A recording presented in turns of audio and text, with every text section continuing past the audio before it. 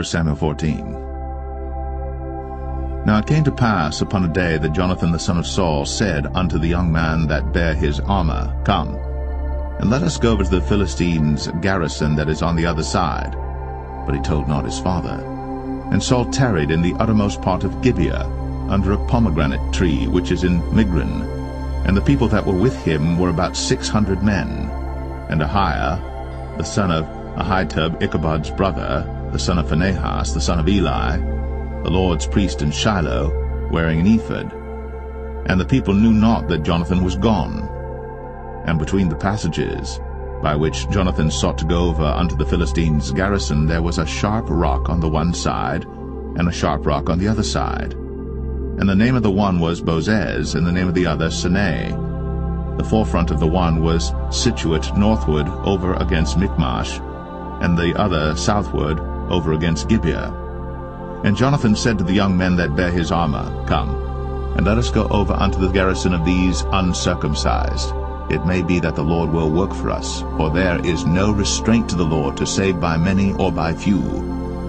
And his armor-bearer said unto him, Do all that is in thine heart, turn thee, behold, I am with thee according to thy heart.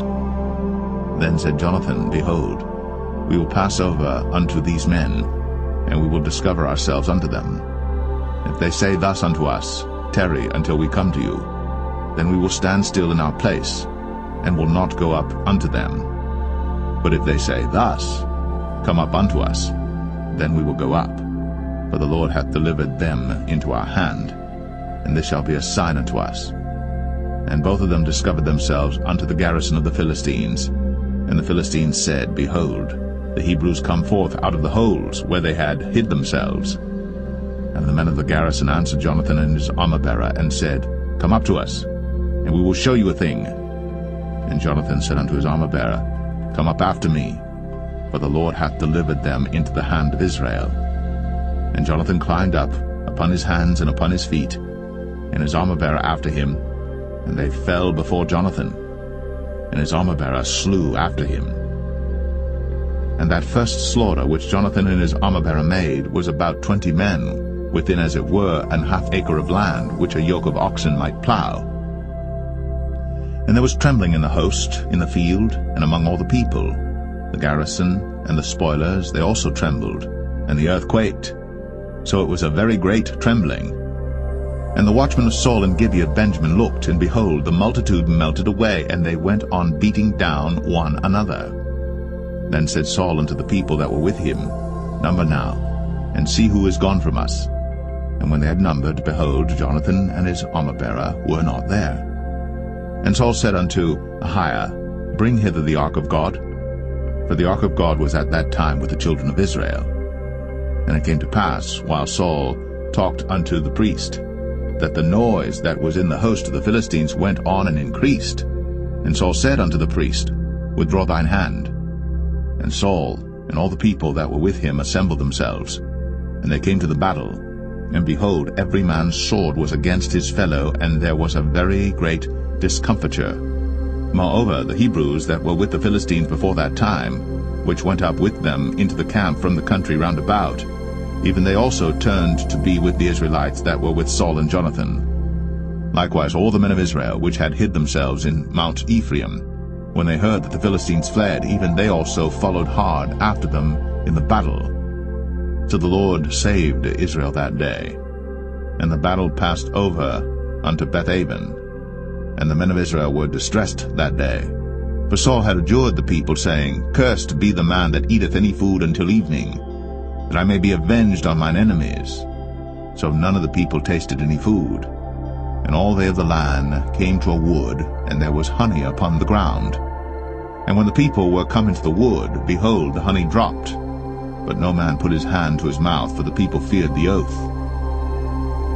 But Jonathan heard not, when his father charged the people with the oath. Wherefore he put forth the end of the rod that was in his hand, and dipped it in an honeycomb, and put his hand to his mouth, and his eyes were enlightened.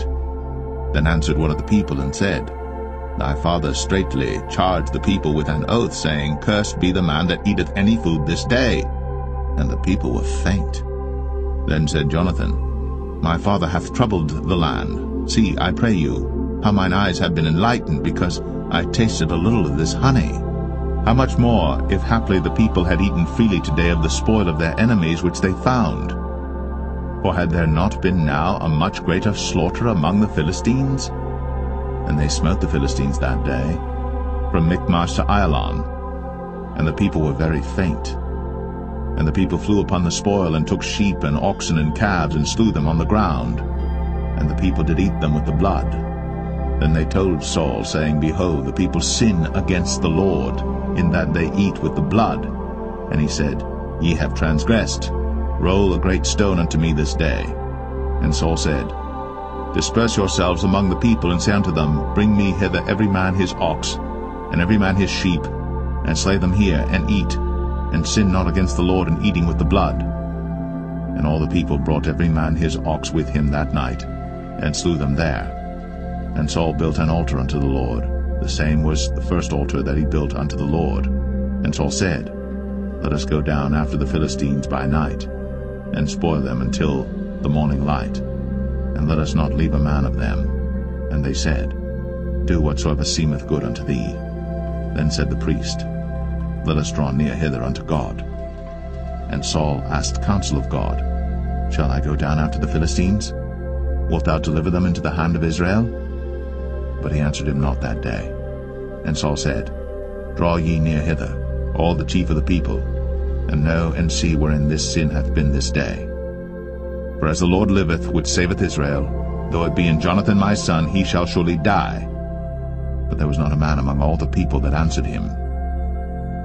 Then said he unto all Israel, Be ye on one side, and I and Jonathan my son will be on the other side. And the people said unto Saul, Do what seemeth good unto thee. Therefore Saul said unto the Lord God of Israel, Give a perfect lot. And Saul and Jonathan were taken, but the people escaped. And Saul said, Cast lots between me and Jonathan my son. And Jonathan was taken. Then Saul said to Jonathan, Tell me what thou hast done. And Jonathan told him, and said, I did but taste a little honey with the end of the rod that was in mine hand, and lo, I must die. And Saul answered, God do so and more also, for thou shalt surely die, Jonathan. And the people said unto Saul, Shall Jonathan die, who hath wrought this great salvation in Israel? God forbid, as the Lord liveth. There shall not one hair of his head fall to the ground, for he hath wrought with God this day. So the people rescued Jonathan, that he died not. Then Saul went up from following the Philistines, and the Philistines went to their own place. So Saul took the kingdom over Israel, and fought against all his enemies on every side, against Moab, and against the children of Ammon, and against Edom, and against the kings of Zobah, and against the Philistines. And whithersoever he turned himself, he vexed them. And he gathered an host, and smote the Amalekites, and delivered Israel out of the hands of them that spoiled them. Now the sons of Saul were Jonathan and Ishuai, and Melch-Ishuai. And the names of his two daughters were these, the name of the firstborn Merab, and the name of the younger Michal. And the name of Saul's wife was Ahinoam, the daughter of Ahimaaz. And the name of the captain of his host was Abner, the son of Ner, Saul's uncle. And Kish was the father of Saul, and Ner, the father of Abner, was the son of Abiel. And there was sore war against the Philistines all the days of Saul. And when Saul saw any strong man or any valiant man, he took him unto him.